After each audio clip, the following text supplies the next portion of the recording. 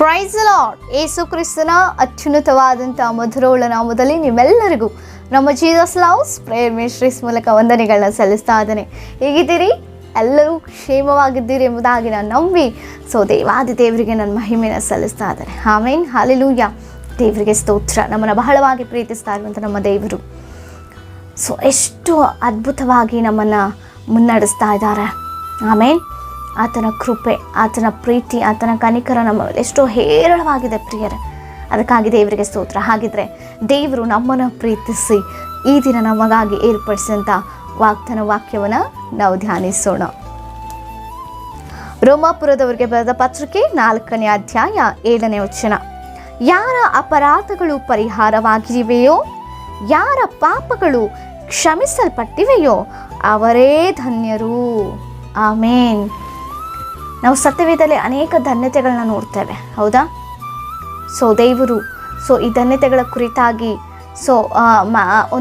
ಒಂದು ಬೆಟ್ಟದ ಮೇಲೆ ಮಾತನಾಡುವಂಥ ಆ ಮಾತುಗಳನ್ನು ನಾವು ಧ್ಯಾನಿಸ್ಬೋದು, ಸತ್ಯವೇದದಲ್ಲಿ ನಾವು ನೋಡ್ತೇವೆ. ಆದರೆ ಅದಕ್ಕಿಂತ ಮುಖ್ಯವಾದ ಒಂದು ಧನ್ಯತೆ ದೇವರಲ್ಲಿ ತೋರಿಸ್ತಾ ಇದ್ದಾರೆ. ಯಾರ ಅಪರಾಧಗಳು ಕ್ಷಮಿಸಲ್ಪಟ್ಟಿದೆಯೋ, ಯಾರ ಪಾಪಗಳು ಕ್ಷಮಿಸಲ್ಪಟ್ಟಿದೆಯೋ ಅವರೇ ಧನ್ಯರು ಎಂಬುದಾಗಿ. ನಿಜವಾಗಿ ಈ ವಿಚಾರದಲ್ಲಿ, ಈ ಒಂದು ಕಾರ್ಯದಲ್ಲಿ ನಾವು ನಿಜವಾಗಿ ಆ ಧನ್ಯತೆಯನ್ನು ಹೊಂದಿಕೊಂಡಿದ್ದೇವಾ? ಒಂದು ಬಾರಿ ಆಲೋಚನೆ ಮಾಡೋಣ ಪ್ರಿಯರೇ.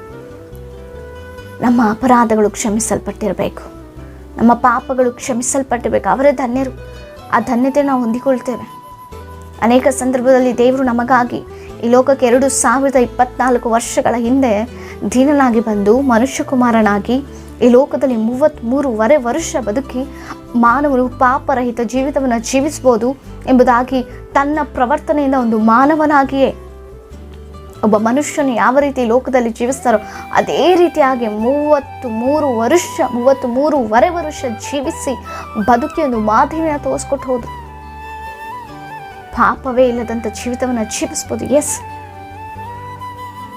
ಆದರೆ ಅನೇಕ ಸಂದರ್ಭದಲ್ಲಿ ನಾವು ಕ್ರಿಸ್ತನನ್ನು ನಂಬಿದ್ದೇವೆ ಎಂಬುದಾಗಿ ಅಂದುಕೊಳ್ಳುತ್ತಲೇ ಗತ ಒಂದು ಜೀವಿತದ ಒಂದು ಪರಿಸ್ಥಿತಿಗಳನ್ನ ಇನ್ನೂ ನಾವು ನಮ್ಮ ಜೀವಿತದಲ್ಲಿ ಮುಂದುವರಿಸ್ಕೊಂಡು ಹೋಗ್ತೇವೆ. ಏಸು ಕ್ರಿಸ್ತನ ನಂಬೋದಕ್ಕಿಂತ ಮುಂಚೆ ನಮ್ಮಲ್ಲಿ ಇದ್ದಂಥ ಒಂದು ಅಭ್ಯಾಸಗಳಾಗಿರ್ಬೋದು, ಏಸು ಕ್ರಿಸ್ತನನ್ನು ನಂಬದೇ ಇದ್ದಂಥ ರೀತಿಯಲ್ಲಿ ನಮ್ಮ ಮಾತನಾಡುವಂಥ ಪ್ರವರ್ತನೆ ಆಗಿರ್ಬೋದು, ಏಸು ಕ್ರಿಸ್ತನ ನಂಬದೇ ಇರುವಂಥ ಸ್ಥಿತಿಯಲ್ಲಿ ನಾವಿದ್ದಂಥ ಜೀವಿತ ಆಗಿರ್ಬೋದು. ಅದು ಏಸು ಕ್ರಿಸ್ತನನ್ನು ನಂಬಿದ ನಂತರವೂ ಅದೇ ಅಭ್ಯಾಸಗಳು, ಅದೇ ಮಾತುಗಳು, ಅದೇ ಪ್ರವರ್ತನೆ ನಮ್ಮಲ್ಲಿದ್ದರೆ ನಮ್ಮ ಪಾಪಗಳು ಹೇಗೆ ಕ್ಷಮಿಸಲ್ಪಟ್ಟ ರೀತಿ?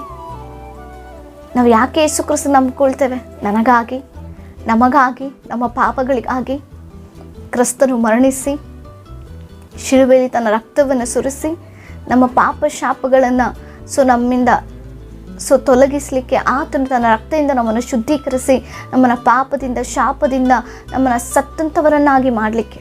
ಸತ್ತಂಥವರು ಮತ್ತೆ ಬದುಕಲಿಕ್ಕೆ ಸಾಧ್ಯ ಇಲ್ಲ, ಆತ್ಮಿಕವಾಗಿ ಬದುಕ್ಬೋದು, ಹೌದಾ?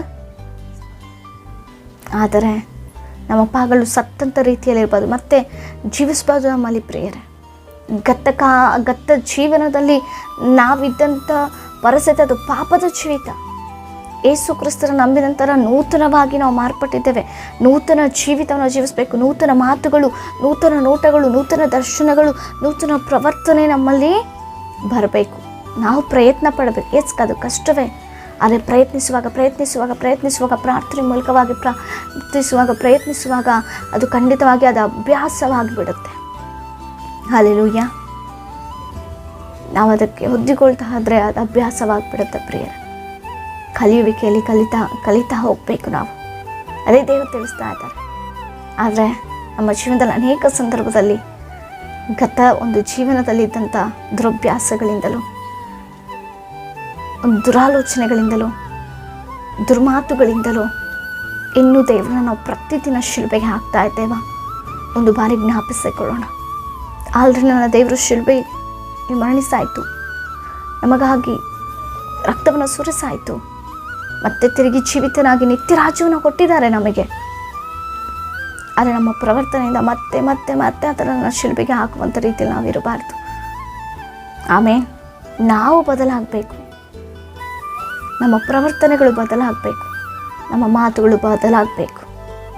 ಆ ರೀತಿ ಇದ್ದಾಗ ದೇವರು ನಮ್ಮನ್ನು ಉನ್ನತವಾಗಿ ನಡೆಸ್ತಾರೆ. ನಾವು ಧನ್ಯರಾಗ್ತೇವೆ. ನಮ್ಮ ಅಪರಾಧಗಳು ಕ್ಷಮಿಸಲ್ಪಟ್ಟಿರುತ್ತೆ, ನಮ್ಮ ಪಾಪಗಳು ಪರಿಹಾರವಾಗುತ್ತೆ. ಆಗ ನಾವು ಧನ್ಯರೇ.